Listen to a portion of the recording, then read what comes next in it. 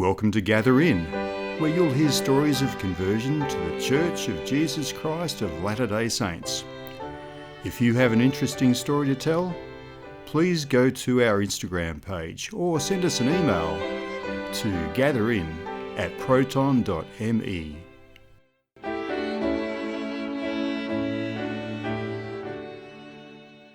Today's interview is with Brother Russell T. Osguthorpe, who currently serves with his wife in the Provo Temple.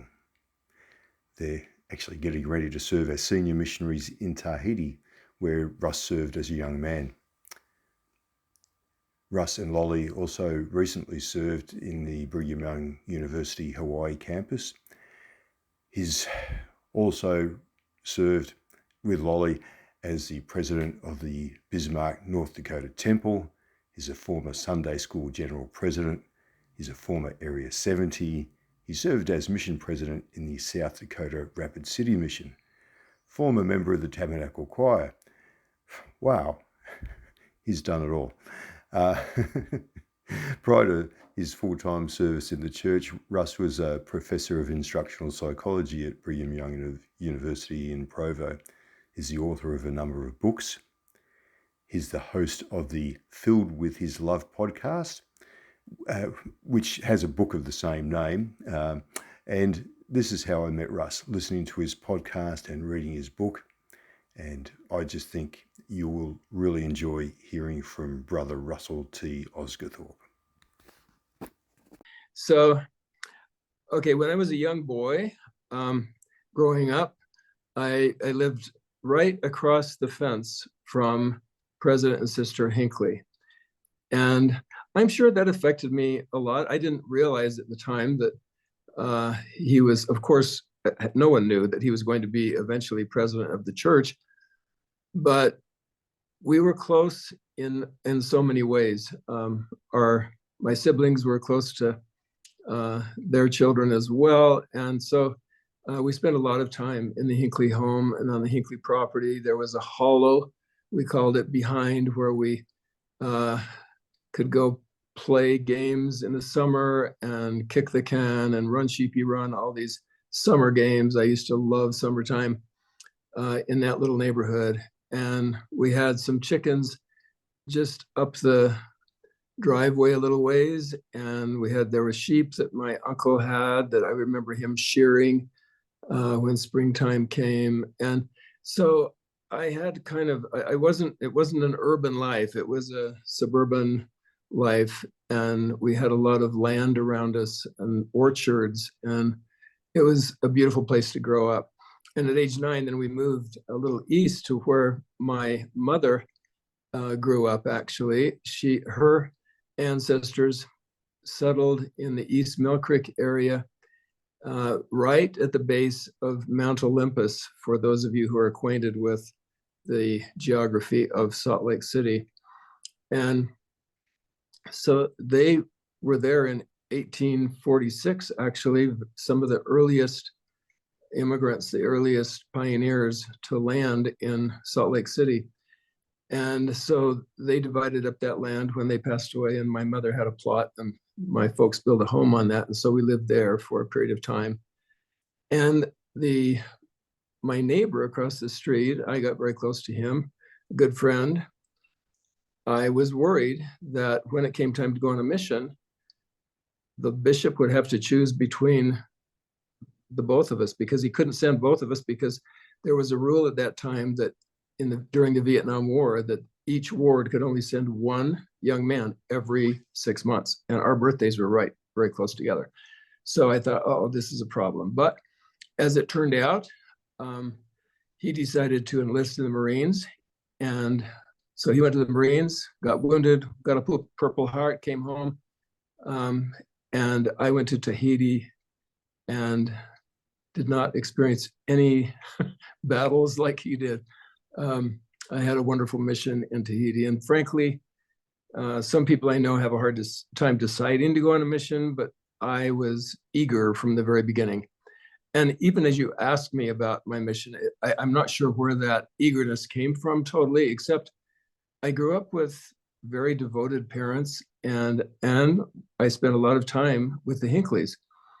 And I think one thing that excited me actually was I saw President Hinckley as a member of the 12 open the Philippines to the preaching of the gospel and start the work in Korea. And I was so excited to see how the church was expanding and growing all over the world. I wanted to be a part of that. I thought maybe I would go to one of those places that he had opened. But as it turned out, I went to Tahiti. And of course, President Hinckley had been to Tahiti himself. And he actually had a very difficult experience in Tahiti. The members came from the outer islands to a conference that he held there. And after the conference, the boat that the members went on to get back to their islands crashed into the reef, and many of them died.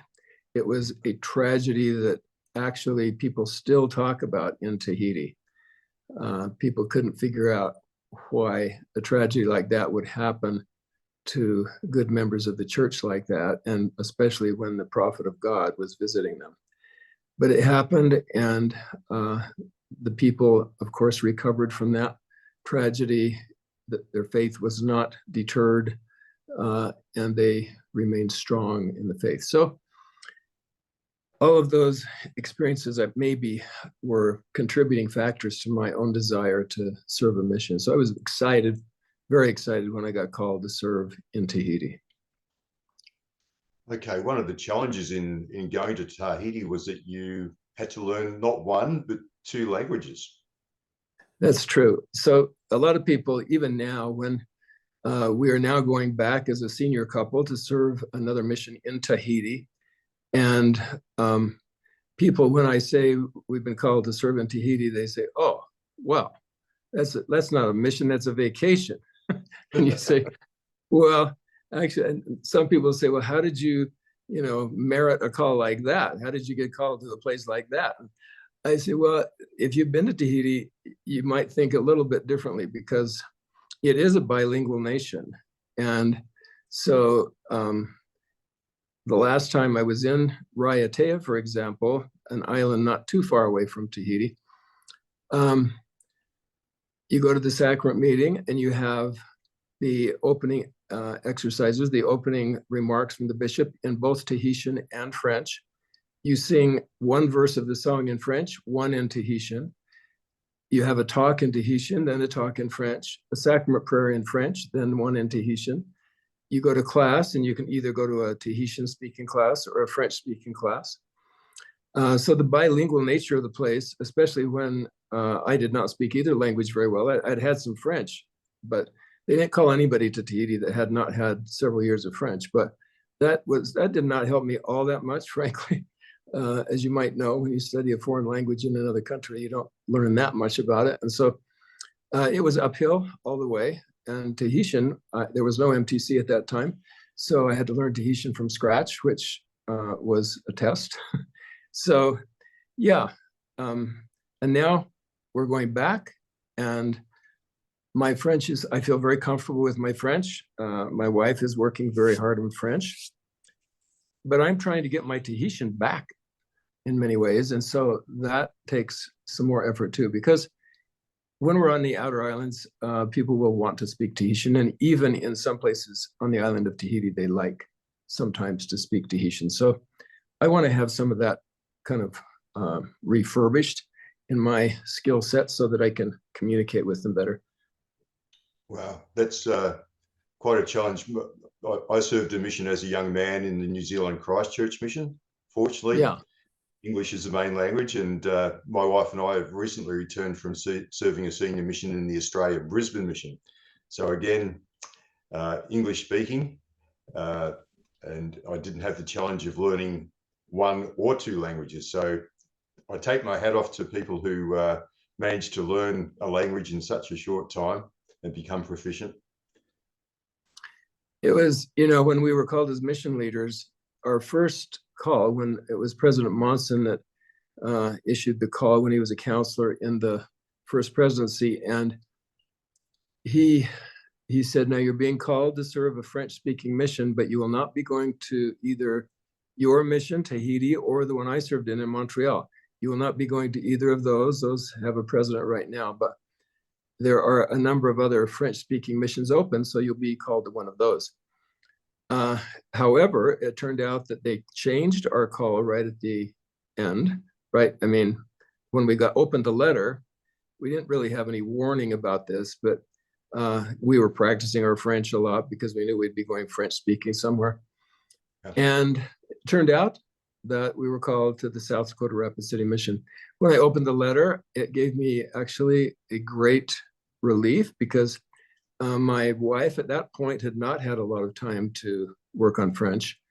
And I knew that the missionaries and the members would benefit from her much more if she could speak English rather than another language. And so I was actually very excited about the English-speaking call that we got. I had one person say, wow, I didn't really realize that they spoke French in South Dakota.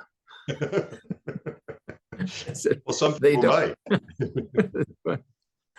It reminded me of the time I took some Polish classes one time because I was going to Poland for the university. And so I signed up for a Polish class because I wanted to be able to say something. And when I got there, and so I was climbing the stairs one day at the university, and the person behind me saw my book, and he looked at the title and he said, Beginning Polish, what is that? And I said, it's beginning Polish. I felt like saying it's a furniture polishing class. Yeah. So language can have a lot of fun with language. That's right. That's right. Russ, over the years, you've had quite a lot of different callings in the church. And I guess possibly the most daunting one may have been when you were called as a mission president. I don't know. But you mentioned you were called by President Monson. So yeah. Can you tell us how that came about and what your feelings were when you and your wife were called as mission leaders? What were your feelings? Actually, prior to the calling, I had been traveling a lot for the university, and it seemed that every time I got on a plane, there was someone sitting next to me who was interested in talking about the church. And so again, I've always been an eager to serve missionary. I got so eager to serve, I thought, I was 56 years old. I thought, I can't go on a mission right now, but I would really love to go on a mission. Not thinking at all about being called as a mission president, but I had a strong desire inside me to serve a mission and be able to share the gospel. And so I was called by a general authority 70s secretary one day, and he said, they said he would like to speak with you a little bit. And so I went, my wife and I met with him. He was coming down here to Utah Valley. And so I met with him. We met with him there. He never mentioned mission president or anything. He just interviewed us for a period of time. And he said, as you know, the church is always looking for leaders to serve around the world and in the church. And he said, something may come of this interview and something may not. And we left the interview, and I looked at my wife and I said, I don't think anything is going to come of that. And she said, well, I do. And it was a very short time, like 1 week later, President Monson called. It was on a Saturday, and we were sitting in our bedroom basically working both on our computers. And he said, when my wife picked up the phone, he said, this is President Monson. And my wife said, President Monson, you do not call us very often.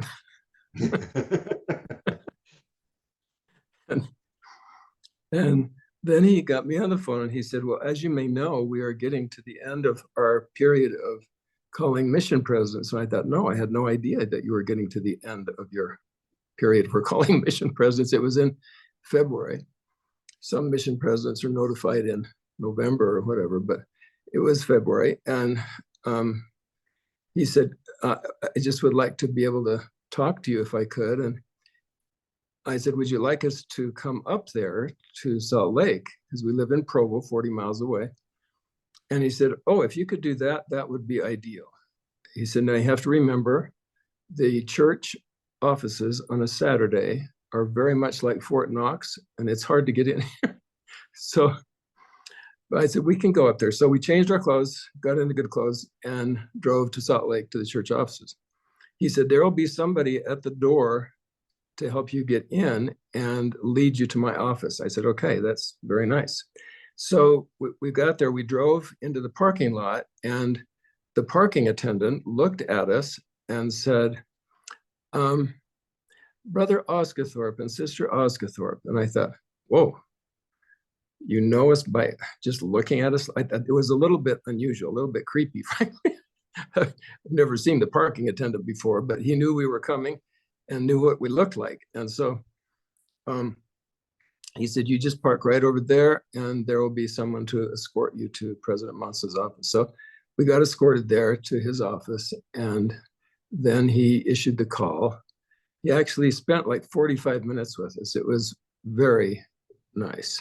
And we had never had a personal interview, of course, with President Monson. We'd never shaken his hand, never met him before. Of course, he had the unmistakable President Monson warmth, just totally ingratiating as a human being. I mean, he made you feel like he had known you all of his life. And it was a marvelous experience, actually, accepting that call. And, but of course, at that moment, we thought we were going to be going French speaking. And then that changed when we actually received the letter. Yeah. And yeah, so it was a great experience. After we received the call and we were ready to go, some people have this romanticized view that a mission president is just this really amazing calling that everyone would enjoy. Frankly, they would say, well, how does it feel, to be called a mission president? I would say, okay, like a doctor, I hope to do no harm. That was my hope. They said, wow. What? I said, I don't want to harm anyone. I said, these young people are at a very critical age in their life, and I don't want to make anyone somehow less faithful or doubt the church anymore or whatever.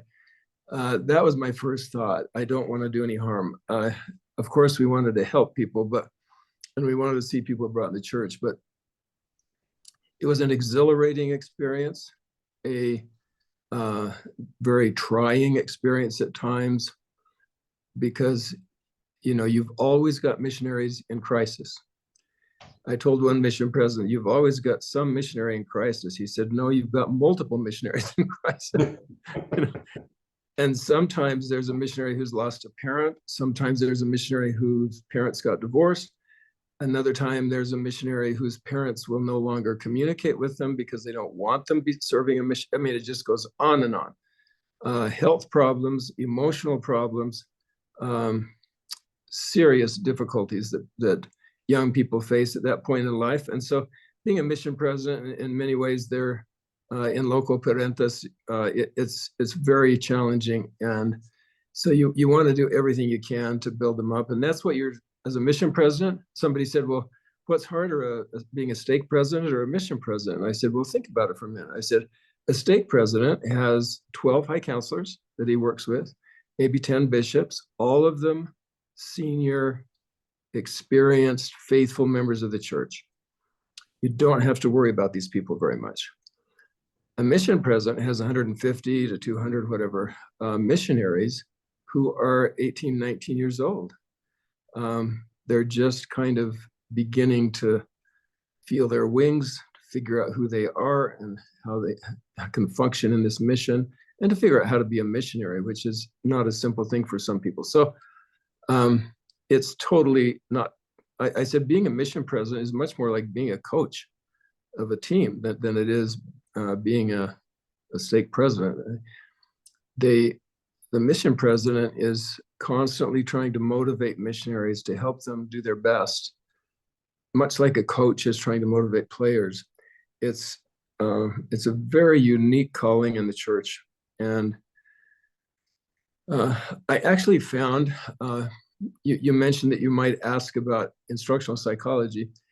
I had never thought of my discipline as something that would be helpful for a mission president, but I used my discipline all the time, because a mission president is mainly a trainer of missionaries and other mission leaders, the zone leaders and the district leaders. So, and my discipline basically was how to help people learn better, faster, more completely, more effectively. It was really looking at how people do learn and how to help them learn more effectively. And so and then my wife was a 6th grade teacher before we left. And so between the two of us, we had a lot of feelings, a lot of background in learning and teaching. And so that helped, I think, way more than I had ever anticipated as a mission president. Sometimes missionaries would say, how do you decide what to teach at a zone conference? And I said, actually, that's very simple. I said, right after a zone conference, by then we have a feel for how missionaries are doing, the kinds of challenges they're having, the problems they're dealing with. And so we start planning the next zone conference, which is going to happen in 6 weeks hence. We start planning that as soon as possible, right after, because during zone conference, I would go out with missionaries, watch them teach. And when I watched them teach, I thought, okay, we've got some problems here we've got to help them with. So sometimes missionaries in our mission, they would say, wow, I wish we would have had this training, 6 months ago or whatever. I say, well, I don't think you were ready for it then.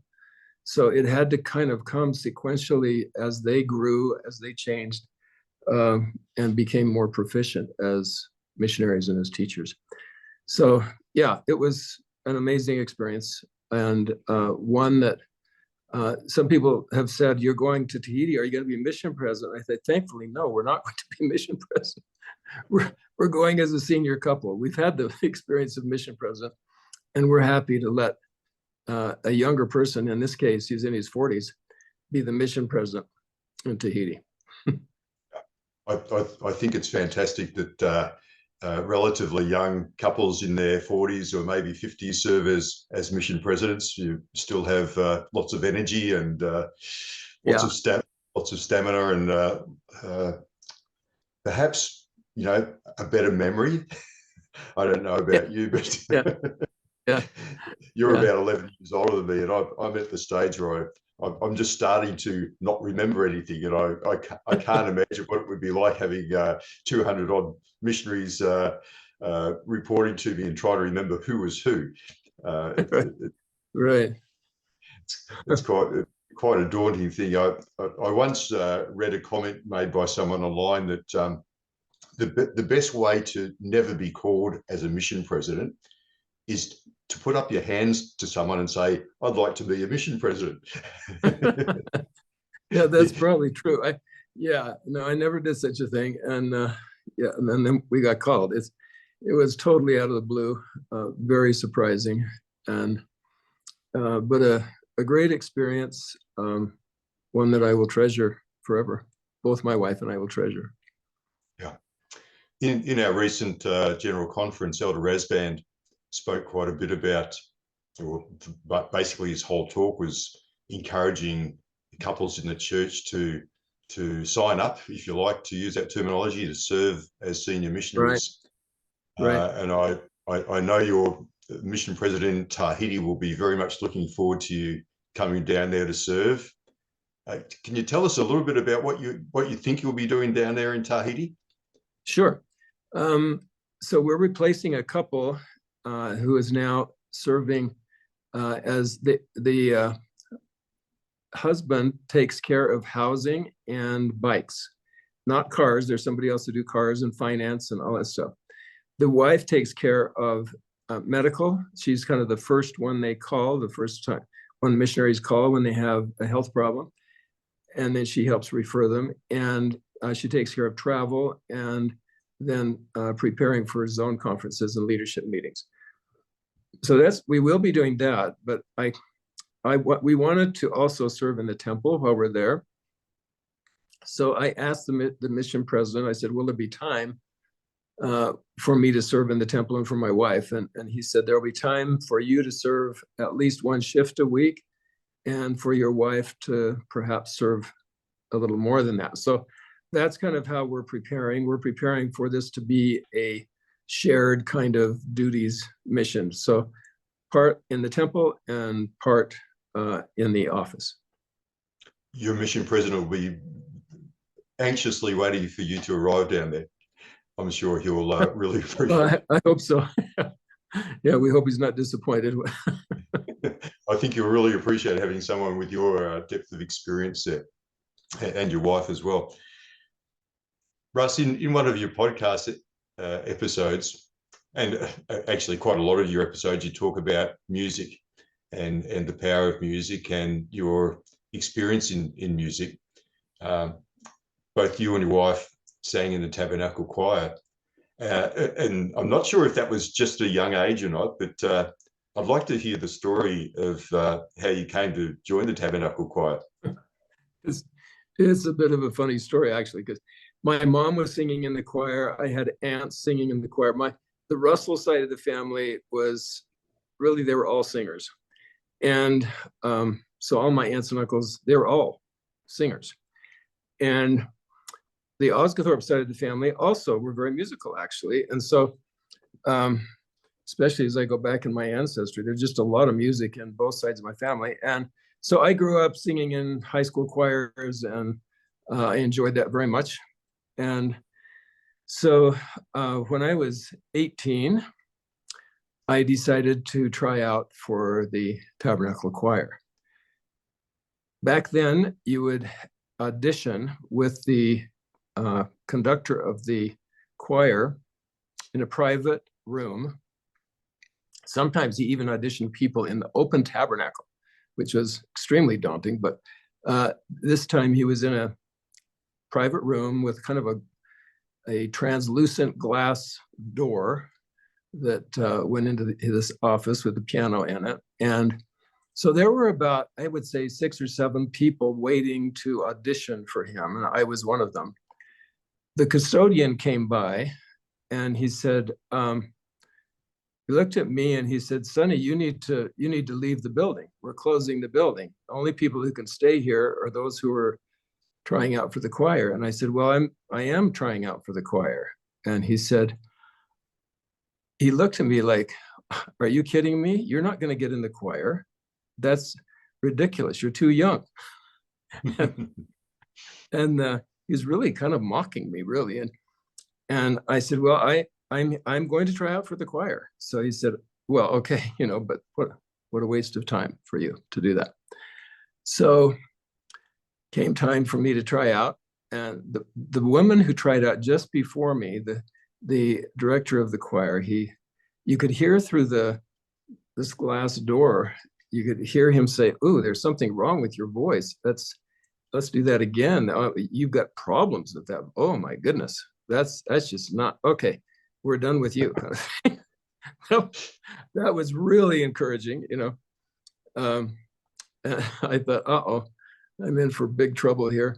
So, but then I auditioned and I got all done with the audition.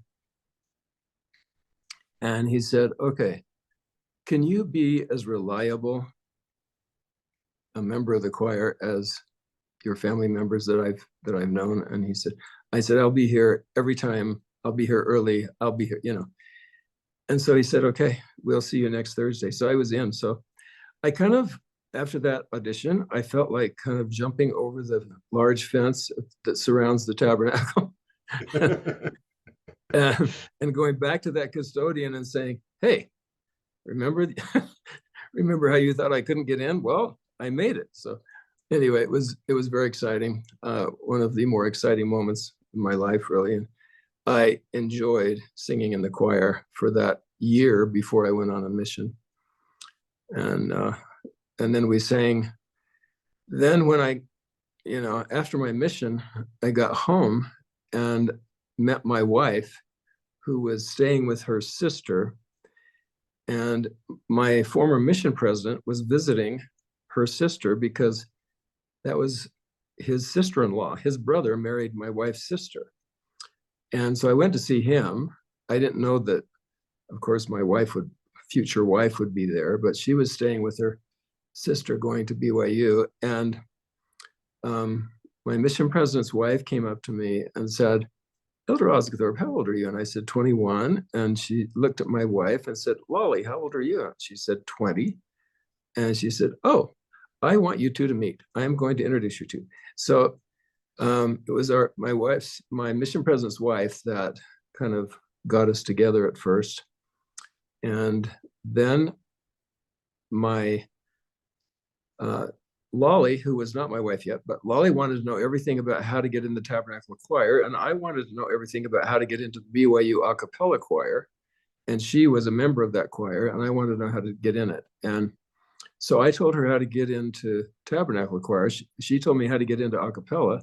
I got in a cappella. She got in Tabernacle Choir. We were both in both choirs. That's how we courted. We saw each other every day in the BYU choir. And then on Thursdays and Sundays, we drove up to Salt Lake for the Tabernacle Choir. And so, yeah, then we got in again later. Her sister volunteered to take our young children so that we could be in the choir again. Lots of great stories about the Tabernacle Choir. Fantastic. Something that came to mind as you were talking there, I'm sure in those early years of meeting Lolly, you were filled with his love. And it's filled with love for her anyway. That's right. That's right. But we're going to skip over quite a few years now and perhaps talk about your podcast and perhaps that early devotional talk that you gave, which I think you titled "Filled with His Love." Was that the devotional talk, or was something like "If Everything You Did Was Motivated by Love"? Yeah, that was the title of that talk. I gave several talks at BYU, but yeah, that one, yeah. What if everything we did was motivated? What if our only motive were love? Yeah, that was that talk. Yeah.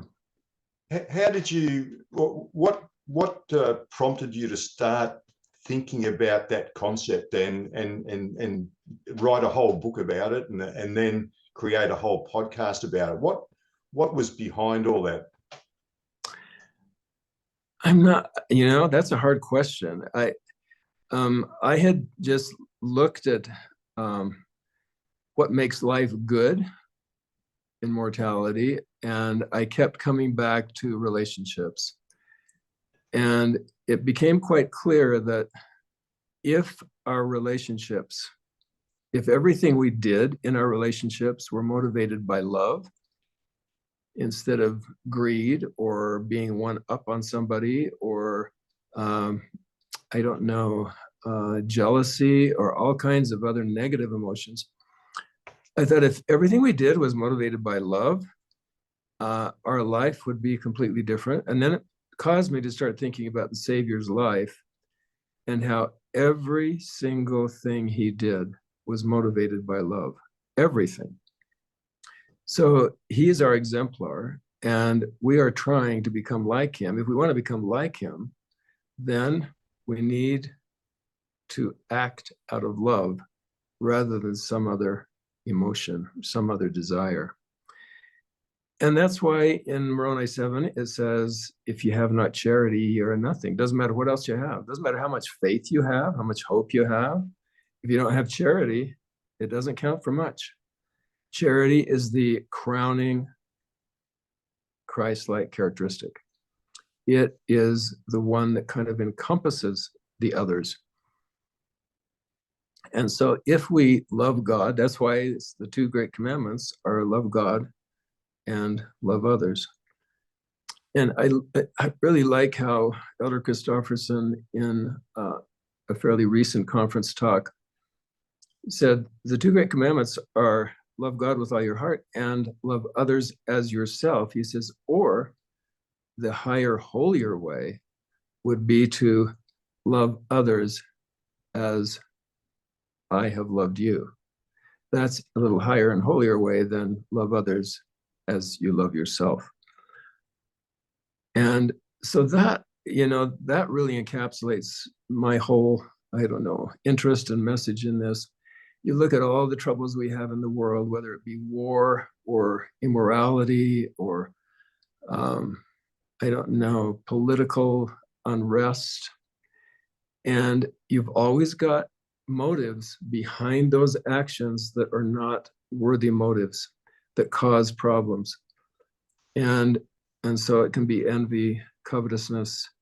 And covetousness is just kind of one of this huge overarching negative motives that gets us every time. If we covet somebody else's telephone or somebody else's car, somebody else's wife, somebody else's husband, all of these actions that flow out of covetousness are just really counterproductive, really not good. And we have to deal with that as human beings, because there are always moments when we look at something else and wish we had it or want to get it or whatever. So yeah, that, and I don't know, my commitment to that hasn't changed. In fact, it's amplified over the years. I've got a brother who, did I ever tell you about my brother and becoming active again? I think I might have listened to it in a podcast, perhaps. Yeah. But this, when the book came out, Filled with His Love, I called my brother and I said, would you like a copy of this book that I just wrote? And he said, well, I don't read. And what he really meant was, I don't like to read. He can read, but he's not a book reader. He's more a video watcher. And so I said, no, I said, you don't have to have it if you don't want. I said, no, I just wondered if you wanted one, I'll send you one. It's totally less active in the church at the time. Hadn't been active for 30 years. And then he said, well, hey, because you wrote it, I want to read it. So you send it and I'll read it. I said, okay, but only if you want to. I said, I'm not forcing you. And he said, oh yeah, I'll take a look. So he gets the book, and I invited him to a basketball game, which wasn't very common, but it just happened to be, I had an extra ticket, so I invited this game. He came down and he said, hey, I've been reading the book and this is what chapter I'm on. I said, already? You're already on that chapter? He said, yeah. I said, wow, yeah, for somebody who doesn't like to read, you're reading pretty good there. And eventually he called me one day. He said, let me see if I get this straight. You're saying that if somebody doesn't have good relationships with somebody else, it's because they don't have a good relationship with God. They first need to love God, and then good relationships with others can flow out of that. And I said, actually, that's the whole point of the book. And he said, well, I got a problem. I don't have any relationship with God.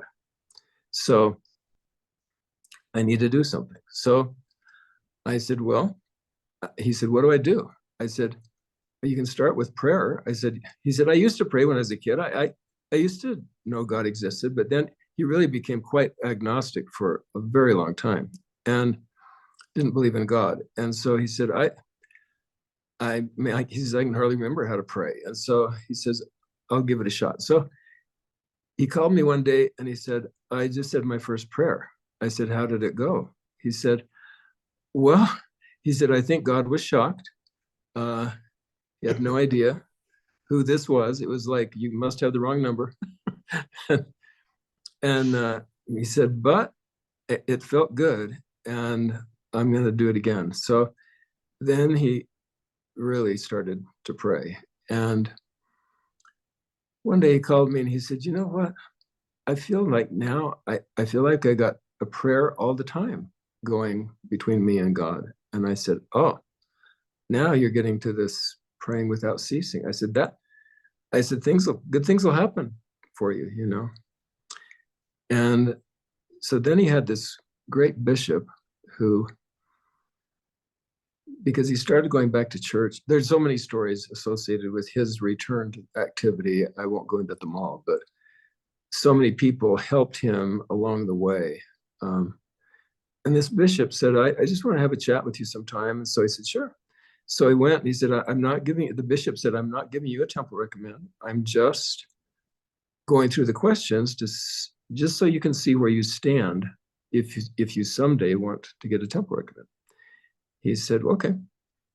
So he gets through and he says, well, I do have a little challenge here with the tithing because my wife is less active. That has to be worked out. And the bishop said, that can be worked out. He said, otherwise, I think I'm good with all the questions. And he said, okay. So he says, when would you like to prepare to go through the temple? My brother said, well, I'm thinking maybe when the Salt Lake Temple is finished. And as we all know, that may not be for another 5 years. Yeah. And so the bishop said, that's one possibility, or next year, you could plan on next year. It was October then. And so that stuck in my brother's mind. And he called me one day and he says, I think I want to go through the temple. I want to, you know, he'd been through the temple, of course, many years before, like 40 years before. And I said, great. So he got ready and had an interview with the stake president, and that went way better than he thought it might. He was a little worried about that. He didn't know the stake president at all.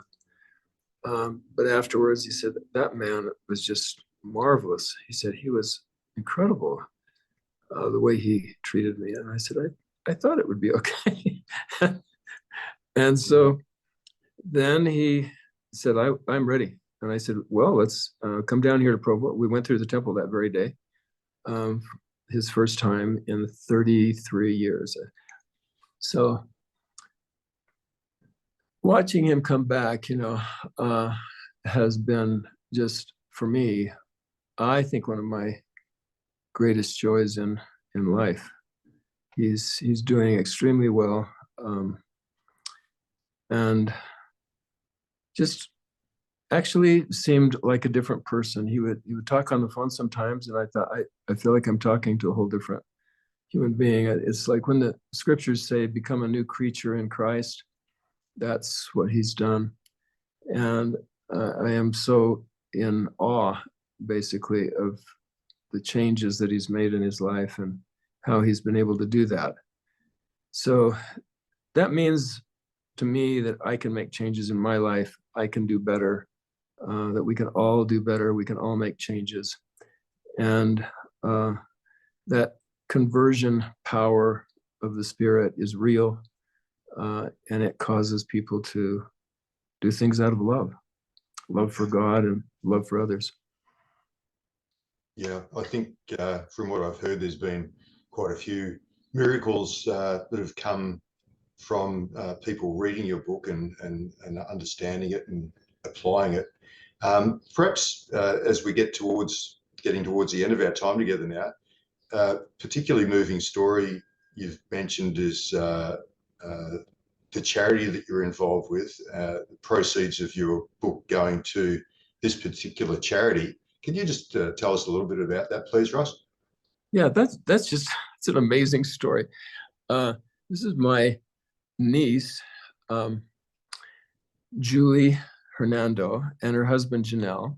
Janelle, her husband, is Filipino, and she was raised here in Utah.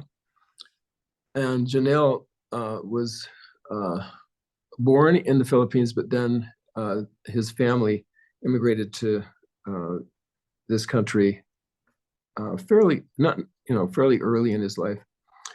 So if you were to meet him, you'd think he was born here in America, but he is a Filipino. And my niece got a desire to help people in the Philippines, help young girls who had been sexually abused. And so they decided to go to the Philippines and see what they could do to start a shelter for them called Lighthouse. And so this Lighthouse shelter is a place where they can take young girls, teenage girls often, into their shelter and help them prepare to re-enter society in a healthy way, because they've been basically destroyed in many ways by I don't know how else to say it, by evil people. And the success of this effort to me is remarkable in so many ways. They've had the help of mayors who have just embraced their efforts and tried to do all they could to help this succeed. And more recently, the church has helped them. And so now they have 2 shelters in the Philippines, which is a massive undertaking. They've got to find skilled people to help in the shelter, educators, counselors. And so now they have got these 2 shelters functioning. And so now they'll be able to help twice as many young people who have undergone abuse. So yeah, when I was writing the book, I ran across the children with severe attachment disorder. And it's a real thing. And attachment problems that happen early in life when you're abused by a parent, these are very hard to overcome and to become a healthy adult, and to be able to form relationships that are healthy as an adult, because your ability to trust others has been damaged. Your ability to feel comfortable and at ease and secure in the presence of others has been damaged. And so you have great difficulty with marriage and with forming other relationships. So that has to be overcome through lots of help and therapy. And that's what Julie and her husband are doing in the Philippines. And when I wrote the book, I said, what better place to put any royalties that come from the book than to send them directly to this center, for helping young people who have had severe attachment problems in their youth.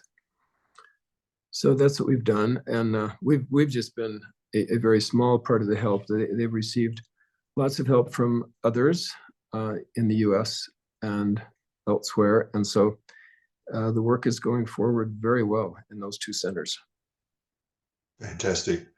I remember you telling the story about one, I think you sent a small number of copies there. It had such a good effect that your niece asked for copies for everyone there. Yeah. To be able to help everyone there. So it's fantastic that you've been able to do that. So if people want to learn more about the book before reading it, probably going back to your season 1 of the podcast would be helpful to get an understanding about attachment theory and attachment disorder. Yeah. If they and once you do, those early episodes are actually, they're the most listened to episodes on the podcast, of course. And they kind of were made with no rehearsals. My my son-in-law sitting me down and saying, okay, just tell us what the book's about and everything. I didn't have much time to prepare, and those episodes went out quite quickly, but it's a very quick overview of attachment theory. And once you start to look at attachment theory and then you examine relationships that you're aware of where there are problems, you'll start to see how early attachment problems for a child lead to difficulties later in life, unless the person gets help and overcomes those attachment problems.